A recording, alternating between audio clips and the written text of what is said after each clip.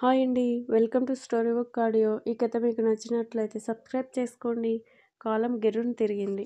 వైషు, సుచిత్ర, సిద్ధు, విక్రమ్ అందరూ ఒక్కటై విశిష్టకి క్లాస్ తీసుకుంటున్నారు. వీరాన్ని వదిలి రమ్మని. తను ఎంత నచ్చజెప్పినా వినడం లేదు. ఇంకా లాభం లేదని తనే నిజం చెప్పింది. అంతే. అందరూ షాక్తో అలా ఉండిపోయారు. అప్పుడే అక్కడికి వచ్చిన వీర విశిష్టతో కోపంగా, అంటే నువ్వు ఇన్నాళ్ళు యాక్షన్ చేసావా? నన్ను నిజంగా ప్రేమించలేదా అని అడిగాడు కోపంగా. విశిష్ట, కాదు బేబీ, నువ్వు నా ప్రాణం, లవ్ యూ సో మచ్ అంటుంటే, వీర, నువ్వు ఇన్నాళ్ళు ఈ విషయం ఎందుకు దాచావు అంటూ ఏవేవో మాటలంటూ, ఇంకెప్పుడు నీ మొహం నాకు చూపించకు అంటూ వెళ్ళిపోతుంటే, విశిష్ట ఏడుస్తూ, ప్లీజ్ అలా అనకు డాన్, నువ్వు లేకపోతే నేను ఉండలేను అంటూ హగ్ చేసుకుంది. వీర, నేను ఉండగలను అంటూ తన్ని తోసి తన వైపే అసహ్యంగా చూస్తూ వెళ్ళిపోతుంటే, వెళ్ళొద్దు డాన్ అంటూ పెద్దగా అరుస్తూ లేచి కూర్చుంది. ఆ అరుపుకి డాన్ బాబుకి మెలకువ వచ్చి, ఏమైంది జాను, ఎందుకు అలా అరిచావు అని అడిగాడు తనని హగ్ చేసుకొని. విశిష్ట ఏడుస్తూ, నన్ను వదిలి వెళ్ళకు ప్లీజ్ అన్నది ఇంకా గట్టిగా హత్తుకొని. వీర తనని వదిలి లేచి లైట్ వేసి వాటర్ బాటిల్ ఇచ్చి తాగు ముందు అన్నాడు. విశిష్ట గటగటా తాగి బాటిల్ ఇవ్వగానే వీర తనని చూస్తూ, ఇప్పుడు చెప్పు, ఏమైంది జాను అని అడిగాడు. విశిష్ట కళ్ళు తుడుచుకుంటుంటే, వీర, ఏయ్ ముందు డ్రెస్ చేంజ్ చేసుకో, చీర చూడు ఎలా నలిగిపోయిందో అంటూ నవ్వాడు. విశిష్ట పైకి లేచి, నువ్వు కళ్ళు మూసుకో అన్నది సీరియస్గా. వీర, ఇది ఎక్కడి గొడవ, నా జాను నా ఇష్టం, నేను మూసుకోను అన్నాడు. విశిష్ట ఛ అంటూ వీరాని ఒక్కతోపు తోసి నైట్ డ్రెస్ తీసుకొని బాత్రూంలోకి వెళ్ళిపోయింది.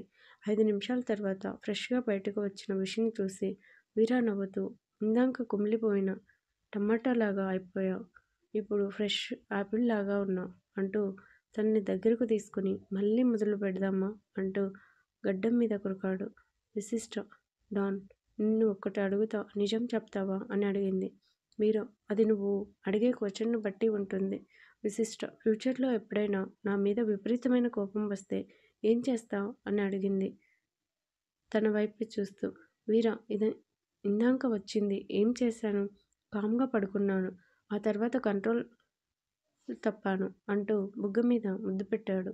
విశిష్ట, ఆహా, ఇది కాదు, ఇంకేదైనా జరిగి నా మీద కోపం అసహ్యం కలిగితే నన్ను వదిలేసి వెళ్ళిపోతావా అంటూ అడిగేసరికి, వీర, అలా ఎందుకు అనుకుంటున్నావు, నువ్వు నాకు కోపం తెప్పించే పనులు చేస్తావు, అంత మాత్రానికే వదిలేసే అంత టైప్ కాదు ఈ వీర. ఒకసారి నాది అనుకుని నిన్ను పెళ్లి చేసుకున్నా, ఇంకోసారి నువ్వు కూడా నన్ను ఇష్టపడటం చూసి ఆ రోజే ఫిక్స్ అయ్యా, నిన్ను ఎప్పటికీ వదలకూడదని అంటూ విశిష్ట మొహాన్ని తన 2 చేతుల్లోకి తీసుకొని, ఇంకెప్పుడు అలా ఆలోచించకు, నువ్వు అయినా నన్ను వదిలేసి వెళ్తామేమో గాని ఈ వీర ప్రాణం పోయే వరకు జానుని వదలడు అన్నాడు. విశిష్ట వీర చెంప మీద ఒకటి వేసి, నేను వదిలేసి వెళ్తానని నువ్వు ఎలా డిసైడ్ చేస్తావు, నేను అంతే ప్రాణమైనా వదిలేస్తా గాని నిన్ను కాదు అంటూ ఆవలిస్తూ బెడ్ మీద ఒరిగింది. తన్నే చూస్తున్న వీరాతో, ఏంటి ఆలోక్, రా బబ్బుందాం అంటూ చేయి పట్టుకుని లాగింది. వీర లైట్ ఆఫ్ చేసి వచ్చి పడుకున్నాడు. విశిష్ట తను హగ్ చేసుకొని పడుకుంది. వీర, ఎందుకు తను అంతలా భయపడుతుంది, ఏమై ఉంటుంది అని ఆలోచిస్తూ నిద్రలోకి జారుకున్నాడు. Flight to UK, project success అవ్వడం, నెక్స్ట్ ఇంకో 2 పెద్ద ప్రాజెక్టులు కూడా తమకే రావటం, సిద్ధు తన కంపెనీలో అందరికీ గ్రాండ్ పార్టీ అరేంజ్ చేశాడు. ఆ next day early morning Vaishu ప్రయాణం. సుచిత్ర తనకి లగేజ్ ప్యాకేజ్లో హెల్ప్ చేస్తూ, అవును, విషీకి కాల్ చేయమన్నాను, చేసావా అని అడిగింది. వైషు, చేసా అత్త. ఆ రౌడీ ఫోన్ లిఫ్ట్ చేసి నోటికొచ్చినట్లు వాగాడు. నేను ఊరుకోలేదు, ఫుల్ కోటింగ్ ఇచ్చా, కానీ అక్క నాతో సరిగ్గా మాట్లాడలేదు అంటూ బుంగమూతి పెట్టింది. సుచిత్ర, నువ్వు ఏం బాధపడకు బంగారం, నేను చెప్పిందంతా గుర్తుందిగా, ముందు నువ్వు ఎగ్జామ్స్ బాగా రాయ్, ఆ తర్వాత నేను వస్తా, ఇద్దరం కలిసి వాడి పని పడదాం అనగానే వైషు అంటూ డల్గా తల ఊపింది. సిద్ధు లోపలికి వచ్చి, మామ్, ఈవినింగ్ షార్ప్ 7కి మీరు వచ్చేయండి, నాకు చాలా అర్జెంట్ పనులున్నాయి, వెళ్తున్నా బాయ్ అని చెప్పి వెళ్ళిపోతుంటే, సుచిత్ర, రేయ్ సిద్ధు ఆగరా అంటూ చేయి పట్టుకొని ఆపింది. సిద్ధు త్వరగా చెప్పు mom. I have to go అన్నాడు కోట్ సర్చ్ చేసుకుంటూ. సుచిత్ర రేపు ఎర్లీ మార్నింగ్ వైషు ఇండియా వెళ్తుంది తెలుసుగా అని అడిగింది కోపంగా. సిద్ధు వైషు వైపు ఓ సీరియస్ లుక్ పడేసి అయితే అని అడిగాడు విసుక్కుంటూ. సుచిత్ర మీ ఇద్దరి మధ్య ఏం జరిగిందో నాకు తెలియదు. తనకి రేపు నువ్వే తనని ఫ్లైట్ ఎక్కించాలి. ఇంకో ముఖ్య విషయం, తను ఎందుకో పార్టీకి రానంటుంది. ఎందుకు అని అడిగింది ఇద్దరి వైపు చూస్తూ. సిద్ధు ఆవిడ గారు రాకపోతే వచ్చిన నష్టం లేదు అంటూ కురకురా చూశాడు. సుచిత్ర ఓహో అవునా, అలా అయితే నేను రాను దొబ్బెయ్ అంటూ సిద్ధుని తోసింది. సిద్ధు మామ్ నువ్వు రాకపోతే ఎలా అని అడిగాడు కోపంగా. సుచిత్ర నేను రాకపోతే వచ్చిన నష్టం ఏమీ లేదు. సిద్ధు అర్థమైంది. ఇది నీకు నా మీద ఏదో ఎక్కించింది. నువ్వు చిన్నప్పటి నుంచి అంతే. నాకన్నా ఆ మెంటల్ విశిష్టకి, ఈ పొగరుబోతు వైషుకి ఇంపార్టెన్స్ ఇచ్చా. అందుకే అది చాలా ఒళ్ళు కొవ్వెక్కి ఆ రౌడీతో అంటుండగా వైషు వెంటనే షటప్ మిస్టర్ సిద్ధు, నీకు ఎన్నిసార్లు చెప్పాను మా అక్క గురించి ఎక్కువగా మాట్లాడొద్దని, అయినా వినడం లేదు. అత్త చెప్పు నీ కొడుక్కి. అసలు అక్కని ఎక్కువగా ఇంటర్ఫియర్ చేస్తున్నాడు అన్నది కోపంగా. సుచిత్ర అవును సిద్ధు, మీ మధ్యలోకి విషయాన్ని ఎందుకు తెస్తున్నావు అని అడిగింది కోపంగా. సిద్ధు వారెవా, మీ ఇద్దరు సూపర్ మమ్మీ.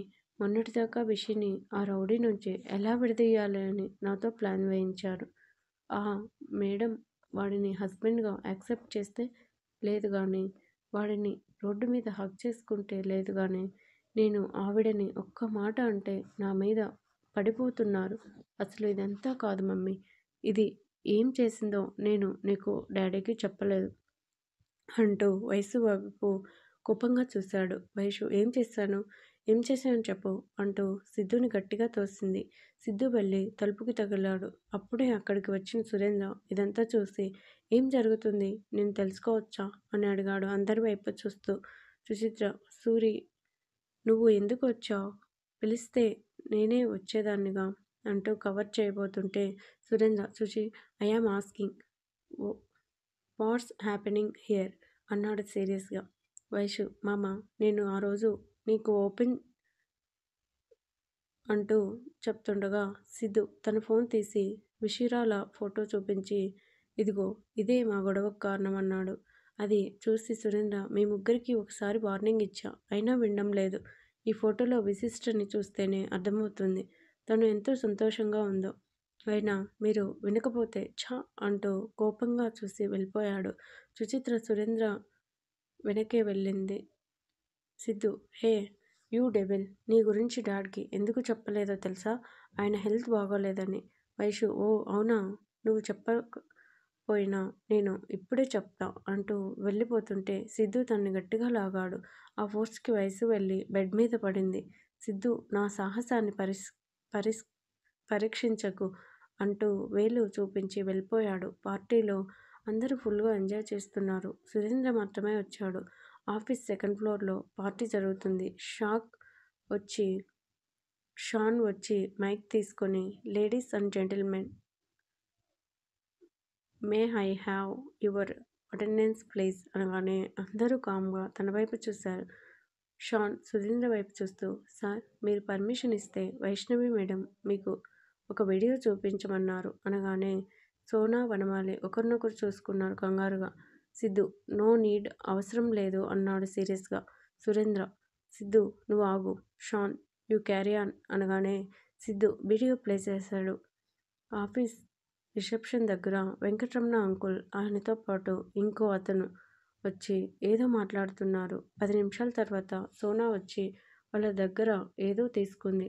ఆ తర్వాత ఇంకో వీడియో. సోనా సంతోష్తో కలిసి ఒక పబ్లో కూర్చొని ఎంతో చనువుగా మాట్లాడుతుంది. ముందు ఇద్దరూ నవ్వుకున్నారు. ఆ తర్వాత ఏదో గొడవ. సోనా సంతోష్కి వార్నింగ్ ఇచ్చి వెళ్ళిపోయింది. ఇదంతా చూస్తున్న సిద్ధుకి మైండ్ అవుతుంది. మా వనమాలికి షాకే పాపం. తను కంపెనీకి విరుద్ధంగా ఏమీ చేయలేదు. కేవలం వైషు మీద ఉన్న కోపంతో సోనాకి హెల్ప్ చేయడం. ఆ తర్వాత వైషు ప్రత్యక్షమయ్యింది వీడియోలో. హాయ్ మామ, మీకు కొన్ని నిజాలు చెప్పాలని వచ్చాను. అసలేం జరిగిందంటే సంతోష్ ఉన్నాడు కదా, మన శత్రువు రంగనాథ్ కొడుకు. అతను మనకి పోటీగా కంపెనీ స్టార్ట్ చేశాడని తెలుసు. అతనే మన MD sir Mister Siddharth Dev ఎంతోగానో నమ్మి అభిమానించి సోనాని ఇక్కడికి పంపాడు. అది విని అందరూ సోనా వైపు ఆశ్చర్యంగా చూస్తారు. సోనా తలదించుకుంది. వైషు కంటిన్యూ చేస్తూ, అయితే ఆయన చెప్పింది సిద్ధు గారితో ప్రేమగా నటించమని. కానీ ఈ మహానటి ఏకంగా జీవించింది. ఆయనకి అది నచ్చలేదు. ఆయనే మనల్ని పంపి నిన్ను కొట్టించాడు. మనుషుల్ని పంపి నిన్ను కొట్టించాడు. కారణం నాకు అర్థం కాలేదు. అయితే ఆ రోజు నేను నీకు పెన్ డ్రైవ్ ఇచ్చాను.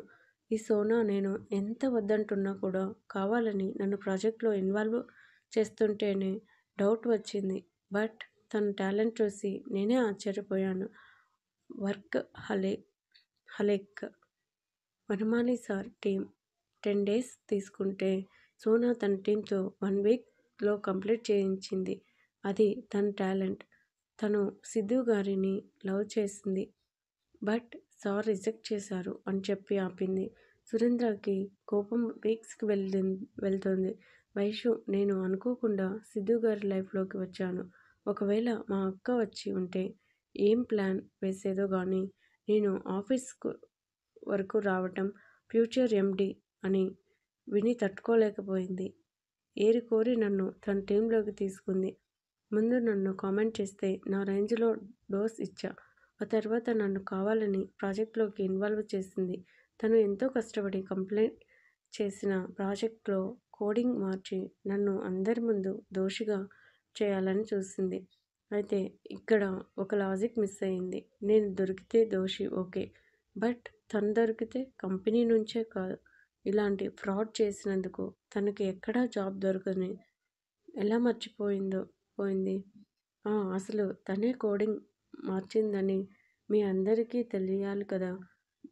నీకు ఇచ్చిన పెన్ డ్రైవ్లో నేను ఎప్పటికీ అప్పుడు బ్యాక్ అప్ తీసిన కోడింగ్తో పాటు సోనా చేసిన రాంగ్ కోడింగ్ని ఎడిట్ చేసి మా టీంకి అలాట్ చేసిన ప్రాజెక్ట్ మొత్తం కంప్లీట్ చేశా.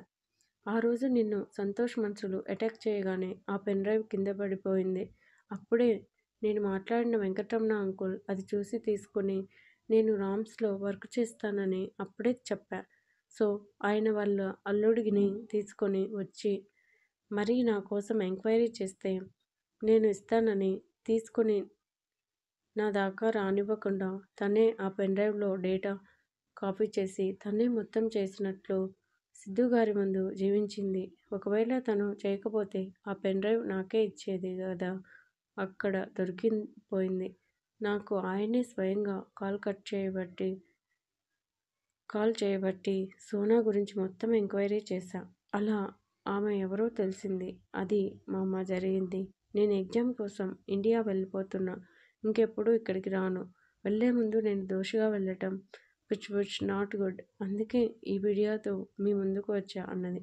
వీడియో అయిపోయింది. సిద్ధు బాబా ఫుల్ కోపంతో కన్ఫ్యూజన్ షాక్లో అలాగే ఉండిపోయాడు. స్టాఫ్ అంతా గుసగుసలు స్టార్ట్ చేశారు. సురేంద్ర, సోనా అంటూ గట్టిగా పిలిచాడు. అంతే, సైలెంట్. సోనా వణుకుతూ సురేంద్ర ముందుకు వచ్చింది. సురేంద్ర, గెట్అవుట్, ఇంకెప్పుడు ఇక్కడ కనబడకు అన్నాడు కోపంగా.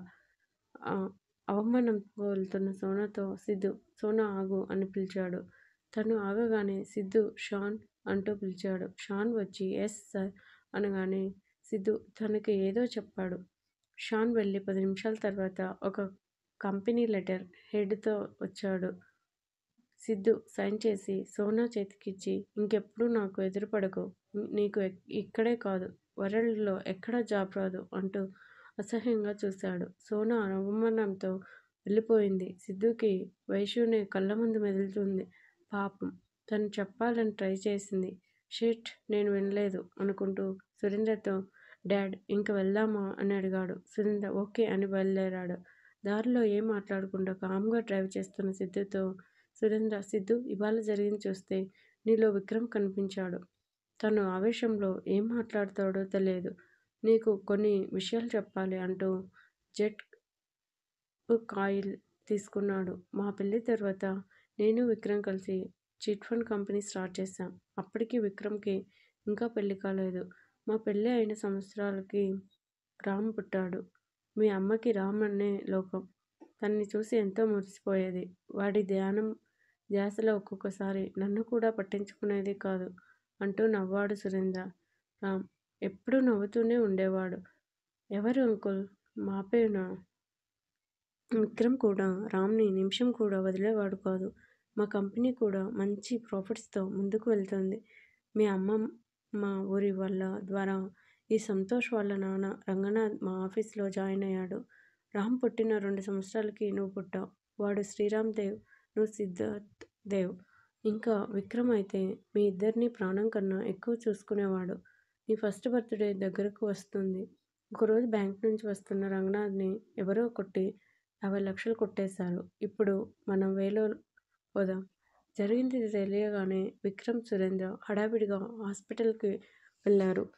చిన్న చిన్న దెబ్బలతో బయటపడ్డ రంగనాథ్ని చూసి సురేంద్ర ఊపిరి పీల్చుకుంటే విక్రమ్ మాత్రం కోపంగా ఊగిపోతూ అసలు అంత అజాగ్రత్తగా ఎలా ఉన్నావు అంటూ రంగనాథ్ కాలర్ పట్టుకున్నాడు. రంగనాథ్ ఏదో చెప్పబోతుంటే విక్రమ్ అసలు నాకు ముందు నుంచి నీ మీదనే అనుమానం. చెప్పు, ఏం చేశావు ఆ డబ్బులు అని అడిగాడు అనుమానంగా చూస్తూ. రంగనాథ్ కంగారు పడుతూ నేను ఎందుకు తీస్తాను సార్ అంత అమౌంట్ అని అడిగాడు. సురేంద్ర అవును విమ్ము, తను ఎందుకు తీస్తాడు? నువ్వు ఆవేశపడకు అన్నాడు ఆశ్చర్యంగా. విక్రమ్ నువ్వు ఒకడివి, అందరినీ గుడ్డిగా నమ్మేస్తావు. ఒకవేళ వీడి ప్లాన్ కాకపోతే తన ప్రాణాలను అడ్డుపెట్టి అయినా వాళ్ళని ఎదుర్కోవాలి కదా. ఒక్క దెబ్బ కూడా గట్టిగా తగలలేదు చూడు. 50 లక్షలు చూసేసరికి దురాశ పుట్టింది. అందుకే ఇలా చేశాడు అన్నాడు కోపంగా. రంగనాథ్ సార్, మీకు మీరే ఏదేదో ఊహించుకొని ఇలా ఎలా పడితే అలా మాట్లాడితే మర్యాదగా ఉండదు అంటూ వాయిస్ పెంచాడు.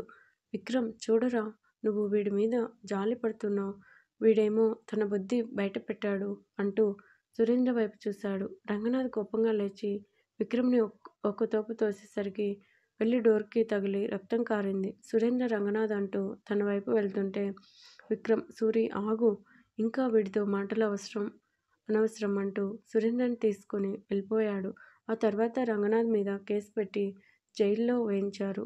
కంపెనీలో అంత పెద్ద అమౌంట్ కొట్టేసేసాడని అడగటానికి వెళ్తే కొట్టాడని కేసు ఫైల్ అయింది. ఆ రోజు సిద్ధు బర్త్డే. సుచిత్ర 3 ఏళ్ళు రామ్కి కుర్తా పైజామా వేస్తూ మురిసిపోతుంది. రామ్ తన ముద్దు మాటలతో చూచి తమ్ము అంటూ సిద్ధు వైపు చూపించాడు. అప్పుడే అక్కడికి వచ్చిన సురేంద్ర నుంచి బర్త్డే వీడిది, ముందు వీడిని రెడీ చేయాలి కదా అంటూ సిద్ధుకి బట్టలు వేస్తుంటే సుచిత్ర కానీ నాకు రామ్నే ఫస్ట్, నా బంగారు కొండ అంటూ స్వస్తిక్ గుర్తు మీద ముద్దు పెట్టింది. సురేంద్ర కానీ వాడికి నీకన్నా తన తమ్ముడంటేనే ప్రాణం, అందుకే నిన్ను చూసి అని పిలిచి సిద్ధు నీ మాత్రం తమ్ము అంటున్నాడు అంటూ నవ్వాడు. సుచిత్ర వీడు ఎలా పిలిచినా నాకు ఓకే అంటూ రామ్ మెడలో గోల్డ్ చైన్ వేసింది. అప్పుడే అక్కడికి వచ్చిన విక్రమ్ ఆచారి గారి వచ్చేశారు స్వస్తిక్ కోసం అన్నాడు బాధగా. సురేంద్ర అదేంట్రా అంత బాధగా చెప్తున్నావు? నేను రామ్ వేయించుకోవాలా? అలాగే వీడు అంటూ సిద్ధుని ఎత్తుకున్నాడు. విక్రమ్ ఏం ఆచారమో ఏంటోరా అయ్యా, అది కూడా మేనమామ ఒళ్ళో కూర్చోబెట్టి. నాకు రామ్ ఏడిస్తేనే చాలా బాధ వేసింది అంటూ బయటకు వెళ్ళాడు. తతంగమంతా ముగిశాక సిద్ధు ఏడుస్తుంటే రామ్ని చూసి తమ్ము అంటూ సూచించి ఏడ్చాడు. అది చూసి అందరూ ఓయమ్మో, వీడు ఇప్పుడే తమ్ముడి కోసం ఇంతలా బాధపడుతున్నాడే అనుకొని నవ్వుకున్నారు. ఆ రోజు సాయంత్రం అందరూ గుడికి వెళ్ళారు. లోపల పూజ జరుగుతుంటే రామ్ నెమ్మదిగా సుచిత్ర చేయి వదిలి బయటకు వెళ్ళాడు. అది చూసి విక్రమ్ డ్రైవర్ రామ్ని తీసుకురా అనడంతో డ్రైవర్ రామ్ని వెనుక వెళ్ళాడు. అది 10 నిమిషాలు అయినా ఇద్దరూ రాకపోవడంలో సుచిత్ర అన్నయ్య రామ్ ఏడి అని అడిగింది కంగారుగా. విక్రమ్ లేచి వెళ్ళాడు. సుచిత్ర మనసు ఆగాక తను వెళ్ళింది. గుడి మొత్తం వెతికారు, ఎక్కడా కనపడలేదు. సుచిత్ర పెద్దగా ఏడుస్తూ రామ్ అంటూ రోడ్డు మీదకి పరిగెత్తింది. సురేంద్ర, విక్రమ్ కూడా తన వెనుకే వెళ్ళారు.